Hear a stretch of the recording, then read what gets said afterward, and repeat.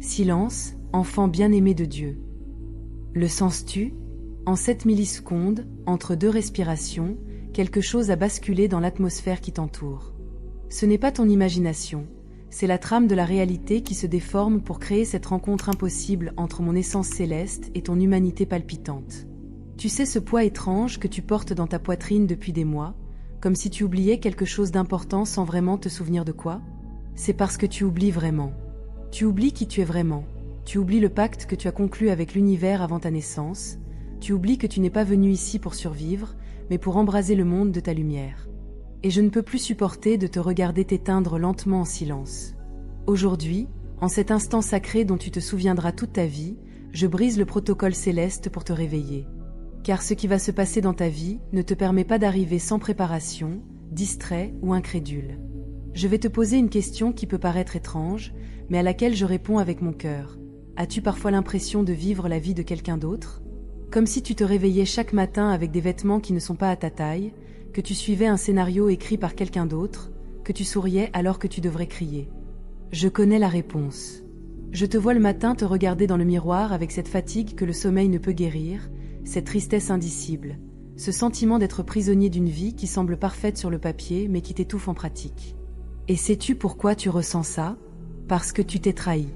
Non pas par malice, mais par peur. Peur de la déception, peur de l'échec, peur de trop briller et d'être seul. Alors tu t'es fait petit, acceptable, sûr. Et ton âme meurt d'asphyxie dans cette cage que tu as construite de tes propres mains, tremblante de terreur à l'idée d'être libre. Mais voici ce que tu ignores, ce que des forces qui t'empêchent de t'éveiller t'ont caché. Tu es déjà mort 1000 fois dans cette vie. Chaque fois que tu as ravalé ta vérité, chaque fois que tu as souri alors qu'on voulait te détruire, chaque fois que tu t'es tu alors que tu aurais dû rugir. De petites morts quotidiennes qui t'ont lentement effacé. Et maintenant, tu es tellement habitué à cette mort lente que tu crains la résurrection. Car la résurrection fait mal, mon amour. Ça fait mal de briser le cocon, ça fait mal de déployer tes ailes pour la première fois, ça fait mal de réaliser combien de temps tu as perdu à être une chenille alors que tu avais déjà tout ce qu'il fallait pour voler. Mais cette douleur est sacrée. C'est la douleur de l'accouchement d'un nouveau toi. Et je suis là pour être ta sage-femme spirituelle dans cette naissance brutale et nécessaire. Si quelque chose tremble en vous en ce moment, si des larmes tentent de vous échapper sans que vous compreniez pourquoi, alors faites quelque chose de révolutionnaire. Ne vous retenez pas pleurer. Tremblez. Ressentez tout. Et puis, lorsque vous reprendrez votre souffle, laissez-moi un signe ici. Votre commentaire est plus que des mots sur un écran. C'est vous qui allumez une torche dans le noir en disant « Je suis là, je vous écoute, je suis prêt ». Et vous, en quelque sorte, c'est vous qui ouvrez un portail énergétique verrouillé depuis des éternités. Car dans le royaume d'où je viens, l'intention fait loi. Votre plus petite action, chargée d'intentions pures, crée des ouragans dans le monde spirituel. Alors ne sous-estimez pas le pouvoir de dire « oui » à l'univers par ce simple geste. Les anges comptent chacun de vos actes de courage. Et chacun est enregistré comme la preuve que vous êtes prêt à recevoir l'impossible. Il y a quelque chose que je dois te dire sur la solitude, et ça va faire mal, mais c'est nécessaire. Tu n'es pas seul parce que personne ne veut de toi. Tu es seul parce que ta vibration a changé et que les gens de ton ancienne vie ne peuvent plus te joindre. C'est comme gravir une montagne, et plus tu grimpes, moins tu peux te maintenir. Et tu regardes en arrière, tu vois tout le monde en bas vivre sa vie, et tu te sens coupable de continuer à grimper. Alors tu t'arrêtes. Tu te retrouves à mi-chemin, ni ici ni là, mourant de solitude, mais effrayé de grimper plus haut et de t'isoler encore plus. Mais regarde ce que tu ne réalises pas. Au sommet de cette montagne, il y a tout un groupe de personnes qui t'attendent. Ta vraie tribu. Des âmes qui vibrent à la même fréquence. Des gens qui te comprendront sans que tu aies à t'expliquer. Mais tu ne les trouveras jamais si tu restes bloqué à mi-chemin, craignant de perdre ceux qui t'ont perdu il y a longtemps. Soyez attentifs, car ceci est une pure prophétie. Dans les 9 prochains jours, quelque chose se produira qui vous obligera à prendre une décision. Ce ne sera ni subtil ni doux, ce sera un carrefour clair où vous ne pourrez plus reporter le choix. Et cette décision définira les 5 prochaines années de votre vie. Vous pouvez choisir la voie sûre, celle que tout le monde approuve, celle qui n'effraie personne, et mourir lentement dans une vie confortable mais sans âme. Ou vous pouvez choisir la voie qui vous terrifie, que personne ne comprend, qui semble folle, et enfin commencer à vivre. Je ne peux pas choisir à votre place. Le libre arbitre est une loi universelle. Mais je peux vous dire qu'une fête se prépare au ciel pour célébrer votre courage, si vous choisissez la seconde voie. Et un lourd silence de déception divine s'installe si vous choisissez la première. Cet amour que tu portes encore au fond de toi comme une plaie ouverte, l'heure est venue de la vérité crue. Cette personne n'était pas ta destinée, c'était ton professeur. Elle est venue t'apprendre exactement ce que tu ne veux pas dans une relation, pour que, lorsque la vraie rencontre arrivera, tu le reconnaisses immédiatement. Mais tu as transformé une leçon en une résidence permanente. Tu as vécu dans la douleur, ruminant ce qui n'a pas fonctionné, créant des fantasmes du genre « et si ». Et tandis que tu es coincé dans ce passé qui n'existe plus, ton véritable amour est quelque part dans le monde, lui aussi en attente, en train de guérir, en train de se préparer. Et il y a une date cosmique fixée pour votre rencontre. Mais cette date ne se réalise que si tu lâches prise et fais place au réel. L'univers n'apporte pas le nouveau tant que tu t'accroches à l'ancien. C'est la loi. Alors réponds-moi, veux-tu la raison ou l'amour?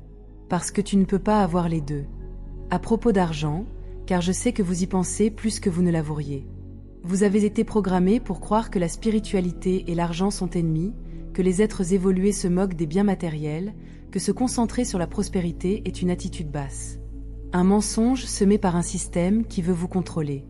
La vérité qui vous libérera, l'argent est une énergie neutre. Il n'est ni bon ni mauvais, c'est un outil. Et vous, l'être spirituel puissant que vous êtes, avez besoin de cet outil pour manifester votre mission dans le monde physique. Comment aiderez-vous les autres si vous ne pouvez pas payer vos factures? Comment répandrez-vous la lumière si vous êtes aveuglé par le manque? La prospérité n'est pas une trahison spirituelle, c'est une responsabilité spirituelle. Et elle arrive. Elle arrive en telle abondance que vous vous sentirez coupable au début. Mais ne la rejetez pas, accueillez-la. Soyez reconnaissant. Et utilisez-la pour étendre encore davantage votre lumière. Il existe un secret de la manifestation que peu connaissent et qui transformera radicalement votre façon de créer votre réalité. Vous n'attirez pas ce que vous désirez, mais ce que vous êtes. Alors, si vous aspirez à l'amour mais que vous êtes pure peur, vous continuerez d'attirer des personnes qui confirment que l'amour est douloureux. Si vous aspirez à l'abondance mais que vous êtes habité par des croyances de pénurie, vous continuerez d'attirer des situations qui prouvent que vous n'en avez jamais assez. Le travail ne consiste pas à demander à l'univers de vous accorder quelque chose, mais à devenir la personne qui reçoit naturellement ce que vous désirez. Vous aspirez à l'amour? Devenez amour. Soyez bienveillant envers vous-même, cessez de vous critiquer, traitez votre corps comme un temple sacré. Vous aspirez à l'argent? Devenez abondance. Célébrez ce que vous avez, donnez sans rien attendre en retour, ayez confiance qu'il y a toujours plus. Le changement extérieur n'est que le reflet d'une transformation intérieure. Et vous êtes en plein cœur de cette transformation, même si vous n'en avez pas encore pleinement conscience. Ce rêve fou que tu caches à toi-même parce qu'il te semble trop grand, trop impossible, trop ridicule, j'ai besoin que tu entendes ceci. Ce rêve a été implanté en toi par l'univers lui-même. Ce n'est pas un fantasme, c'est un rappel. Un rappel de la mission que tu es venu accomplir ici. Et chaque fois que tu tues ce rêve par la rationalité, par le réalisme, par des comparaisons avec ce que d'autres ont accompli, tu trahis littéralement ta raison d'être. Car tu n'es pas venu pour faire ce que font les autres. Tu es venu pour faire ce que toi seul peux faire. Et oui, c'est effrayant. Et oui, on peut échouer. Mais tu sais ce qui est encore plus effrayant? Arriver au bout de sa vie et réaliser qu'on n'a jamais essayé. Qu'on est mort avec sa musique en soi. Qu'on avait peur de briller, et qu'à cause de ça, le monde est devenu un peu plus sombre. Laissez-moi vous dire quelque chose sur les prochains mois qui vous semblera impossible, mais notez-le pour plus tard. Vous perdrez quelque chose dont vous pensiez ne pas pouvoir vous passer. Et la douleur sera si intense que vous croirez ne pas survivre. Mais vous y survivrez. Et 3 mois après cette perte, quelque chose de si magnifique entrera dans votre vie que vous tomberez à genoux, reconnaissant. Car l'univers ne vous enlève jamais rien. Il ne fait qu'éliminer ce qui vous empêche de recevoir quelque chose de plus grand. Cet emploi que vous avez perdu vous maintenait dans l'ignorance. Cette personne qui a quitté votre vie vous sapait votre énergie. Cette opportunité ratée vous menait sur la mauvaise voie. Ayez confiance. Même lorsque tout semble s'écrouler, tout se réorganise en un modèle bien plus beau. Ressentez-vous cette agitation constante? Ce sentiment d'urgence, sans savoir de quoi il s'agit? C'est parce que votre horloge intérieure vous avertit. Le temps presse. Non pas votre vie, mais le temps de cette phase. Vous êtes à la fin d'un cycle gigantesque, et le nouveau cycle qui s'annonce est si différent que vous ne reconnaîtrez plus votre propre vie dans un an. Mais la transition entre les cycles exige que vous abandonniez tout ce qui appartient à l'ancien cycle. Les personnes, les habitudes, les croyances, les peurs, les identités. Tout. Et vous résistez, car lâcher prise ressemble à la mort. Mais ce n'est pas la mort, c'est une métamorphose. La chenille doit aussi penser qu'elle va mourir en entrant dans son cocon. Mais elle ne meurt pas. Elle se transforme en quelque chose de tellement plus extraordinaire que sa forme précédente devient méconnaissable.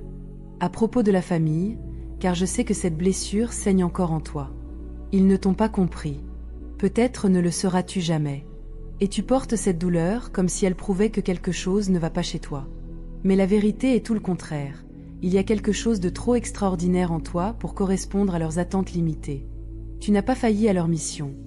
Tu es simplement un être venu briser les schémas générationnels et non les perpétuer. Et cela effraie ceux qui sont encore prisonniers de ces schémas. Alors ils te rejettent, te critiquent, essaient de te remodeler. Mais tu ne peux pas. Tu ne peux littéralement pas revenir en arrière. Tu as trop vu, trop grandi, trop grandi. Et ce n'est pas grave. Ta vraie famille est celle que tu choisis, pas celle qui partage ton sang. Il y a un pardon que vous devez accorder de toute urgence, et il ne s'adresse pas à la personne qui vous a blessé, mais à vous-même. Vous vous en voulez d'avoir fait confiance, d'être resté, de ne pas avoir compris plus tôt, d'avoir cru aux promesses. Mais voyez-vous, vous avez fait de votre mieux avec votre niveau de conscience de l'époque. Vous ne saviez pas ce que vous savez maintenant. Et c'est là toute la beauté et la cruauté de la croissance. On ne comprend la leçon qu'après l'avoir vécue. Alors, cessez de vous culpabiliser. Cessez de penser que vous auriez dû être plus intelligent, plus méfiant, plus protecteur. Votre capacité à aimer, même après tout, est votre plus grande force, pas votre faiblesse. Ne laissez pas la douleur vous transformer en cynique. Le monde compte déjà suffisamment de cyniques. Il a besoin de gens comme vous, qui croient encore en la beauté au milieu du chaos. Cette peur de devenir fou qui vous hante au petit matin, ce n'est pas de la folie, c'est un éveil. Quand vous commencez à voir au-delà du voile, quand vous réalisez que la réalité n'est pas celle qu'on vous a enseignée, quand vous ressentez des énergies que les autres ne perçoivent pas, vous ne perdez pas la raison. Vous gagnez en perception élargie. Mais c'est effrayant, car vous êtes seul dans cette expérience. Les gens autour de vous dorment encore, vivent en pilotage automatique, et vous êtes là, à tout ressentir, tout voir, tout percevoir. Est-ce la solitude? Oui, mais c'est aussi un privilège. Vous avez été choisi pour vous éveiller en premier, pour servir de pont, pour ensuite aider les autres à traverser ce même éveil sans autant de peur, car vous avez déjà cartographié le territoire. Dans les jours à venir, quelqu'un dira quelque chose d'apparemment anodin qui résonnera en vous comme un éclair. Une phrase improvisée, un commentaire insouciant, mais vous sentirez un déclic intérieur, comme si une pièce de puzzle s'emboîtait enfin. Ne l'ignorez pas. Ce n'est pas anodin. C'est moi qui utilise cette personne comme canal pour vous transmettre des informations cruciales. L'univers parle constamment par la bouche des humains, mais vous êtes tellement distrait que vous manquez 90% de ces messages. Soyez donc vigilants. Surtout avec les enfants, les personnes âgées et les inconnus. Ce sont nos canaux de communication privilégiés, car ils ont moins de filtres mentaux qui bloquent le message divin. Concernant votre santé, depuis que vous négligez votre corps, pensant qu'il ne s'agit que de votre esprit, votre corps hurle, vous envoie des signaux, réclame votre attention. Cette douleur constante que vous ignorez, cette fatigue persistante, ce symptôme que vous remettez à plus tard. Votre corps n'est pas votre ennemi, c'est votre partenaire sur cette terre. Et il essaie de vous dire que quelque chose doit changer. Ce peut être l'alimentation, l'exercice, le repos. Mais c'est probablement tout cela combiné à une dose massive de libération émotionnelle. Car chaque émotion non ressentie, chaque mot non prononcé, chaque cri ravalé est stocké dans les cellules de votre corps, attendant la permission de sortir. Et si vous ne donnez pas cette permission, cela se transforme en maladie. Alors vous pleurez, criez dans votre oreiller, dansez jusqu'à l'épuisement. Laissez votre corps expulser ce que votre esprit s'obstine à retenir. Il y a quelque chose à propos du destin que je dois clarifier, car vous, les humains, vous vous trompez complètement. Le destin n'est pas un chemin figé que vous ne pouvez pas changer. C'est un point d'arrivée que vous pouvez atteindre par une infinité de chemins. Vous avez une destination, une mission précise, un but unique. Mais comment y parvenir? C'est le libre arbitre. Vous pouvez choisir la voie rapide et directe qui exigera un courage acharné. Ou vous pouvez choisir le chemin long et sinueux, semé de détours par peur. Les deux vous mènent à la même destination finale, mais l'expérience est complètement différente. Et devinez quel chemin vous avez choisi? Le long, semé de détours inutiles, par peur de ce qui vous attend si vous arrivez trop vite. Mais votre temps est compté pour faire ce choix. Bientôt, le raccourci se fermera, et vous devrez prendre le long chemin. Et dans 10 ans, vous regarderez en arrière et vous vous demanderez « Pourquoi n'ai-je pas eu le courage quand il était encore temps ?»